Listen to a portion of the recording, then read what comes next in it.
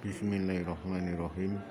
Assalamualaikum warahmatullahi wabarakatuh. Pada malam hari ini Liberty tengah berada di ruang utama masjid tertua di Solo Raya. Bisa jadi juga termasuk di daerah Jogja. Pasalnya Masjid Ki Ageng Henis yang saat ini bernama Masjid Lawian ini merupakan masjid tertua di Solo Raya, bisa jadi di seluruh Yogyakarta juga. Pasalnya Masjid Lawian, Masjid Ki Ageng Henis ini berdirinya hampir bersamaan dengan berdirinya Keraton Kasultanan Pajang. Masjid Lawian ini berdiri pada tahun 1546.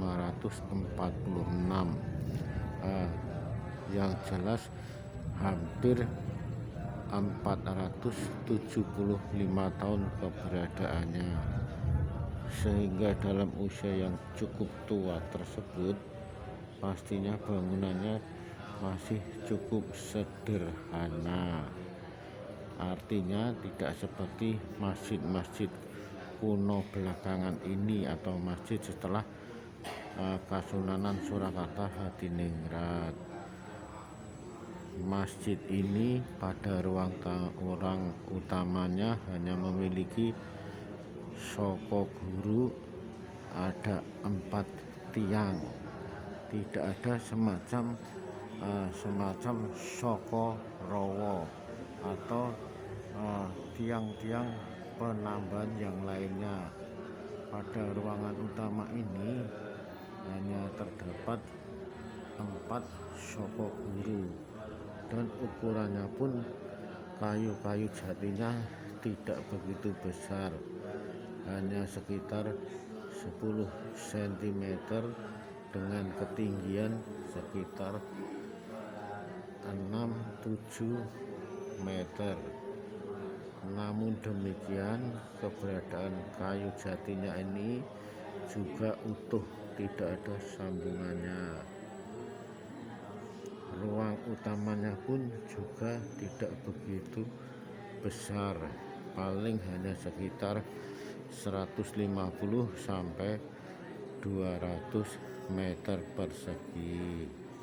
Namun demikian, seperti pada masjid-masjid tertua pada umumnya, selain ada semacam untuk pengimaman atau mihrab, juga terdapat semacam untuk khotib, semacam mimbar untuk khutbah, baik itu untuk khutbah sholat Jumat ataupun untuk khutbah pengajian-pengajian pada umumnya.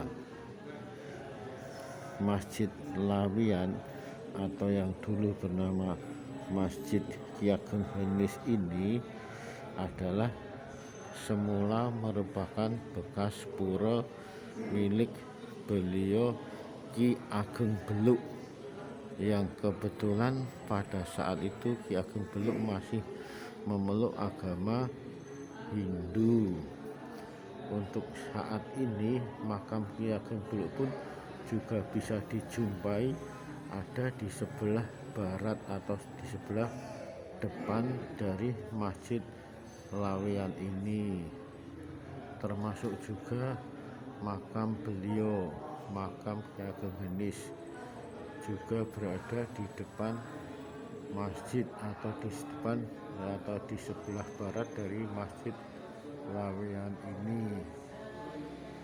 Hanya saja makam dari Ki Ageng Henis terpisah dengan makam Ki Ageng Beluk.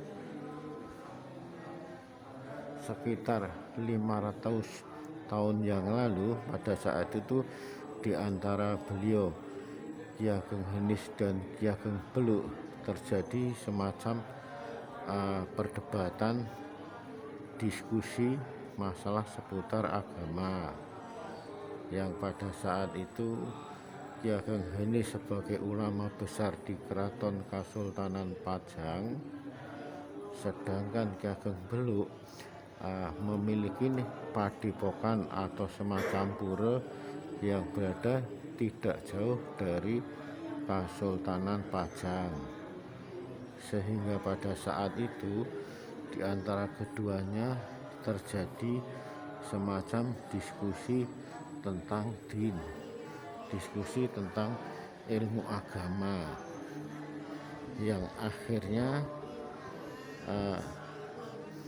diskusi tersebut bisa diselesaikan dengan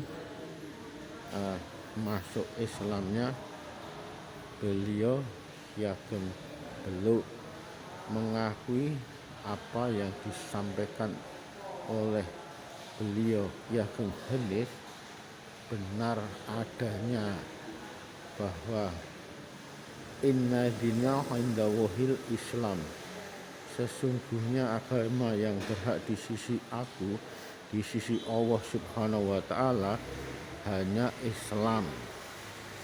Dan itu bukan pendapat dari beliau Ki Ageng Henis, melainkan itu dari Al-Quran. Sehingga al-haqqu min rabbikum, kebenaran itu mutlak milik Allah Subhanahu wa Ta'ala, yang saat itu disampaikan oleh beliau Ki Ageng Henis langsung bisa diterima oleh beliau Ki Ageng Beluk. Dan selanjutnya saat itu juga Ki Ageng Beluk berkenan untuk masuk dan memeluk agama Islam. Bukan hanya itu saja, saat itu pula pura yang dipakai oleh Ki Ageng Beluk sebagai padepokan dalam semacam pengkajian untuk ilmu-ilmu agama Hindu. Saat itu pula pura diserahkan kepada beliau dari Ki Ageng Beluk kepada Ki Ageng Henis, yang pada saat itu pula langsung diterima oleh Ki Ageng Henis.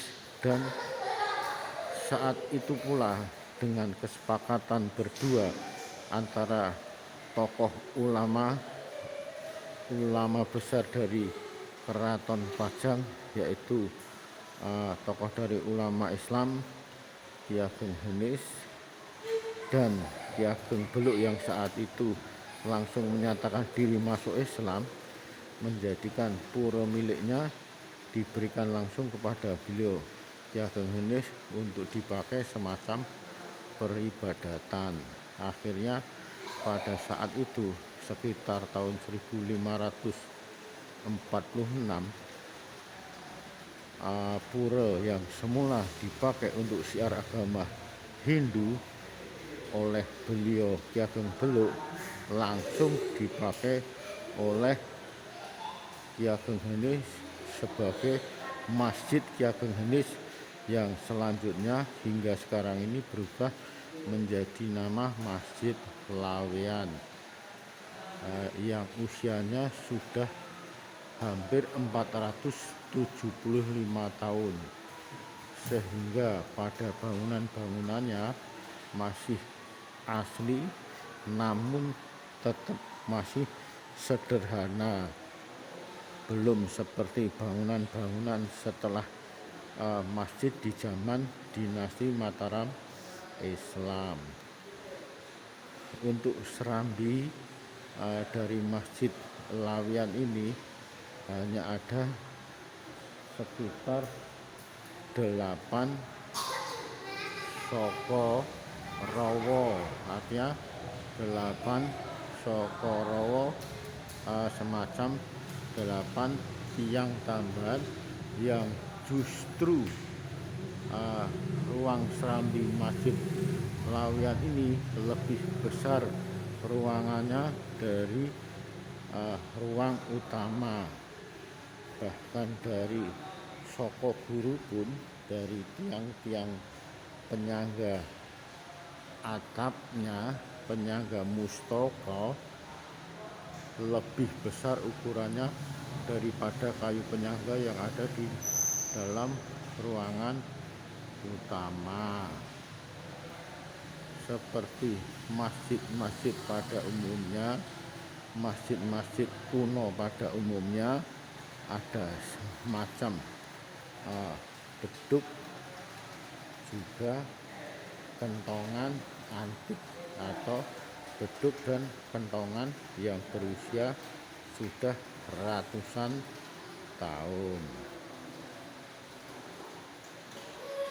Demikian Liberty melaporkan dari Masjid Ki Ageng Henis yang sekarang menjadi Masjid Laweyan, masjid pemberian dari Ki Ageng Beluk yang saat itu dipakai sebagai pura agama Hindu, diberikan kepada Ki Ageng Henis untuk dipakai sebagai rumah peribadatan, yang akhirnya oleh Ki Ageng Henis dipakai untuk menjadi Masjid Ki Ageng Henis yang sekarang ini berubah menjadi nama Masjid Laweyan.